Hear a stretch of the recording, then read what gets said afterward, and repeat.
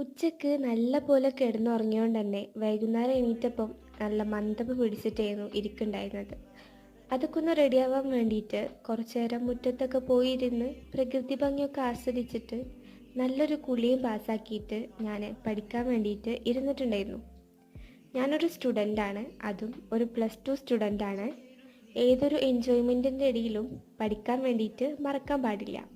ഇത് ഞാൻ ഇന്നെ തന്നെ ഒന്ന് മോട്ടിവേറ്റ് ചെയ്യാൻ വേണ്ടിയിട്ട് ഇടയ്ക്കിടയ്ക്ക് പറയണൊരു കാര്യമാണ്. കുറച്ചങ്ങണ്ട് ഫിലോസഫിക്കലായില്ലേ. അപ്പോൾ ഞാൻ പറഞ്ഞു വന്നത്, കുളിയൊക്കെ കഴിഞ്ഞിട്ട് പഠിക്കാൻ വേണ്ടിയിട്ട് ഇരുന്നിട്ടുണ്ടായിരുന്നു. പഠിക്കണതിൻ്റെ ഒപ്പം തന്നെ എനിക്ക് കമ്പനി തരാൻ എൻ്റെ ഫ്രണ്ടും അവിടെ വന്നിരിക്കുന്നുണ്ടായിരുന്നു. അങ്ങനെ ആളെ നോക്കിയിരിക്കലും പഠിക്കലും എല്ലാം കൂടെ ആയിട്ട് ഇന്നത്തെ ദിവസം അങ്ങനെ അങ്ങോട്ട് കഴിഞ്ഞു.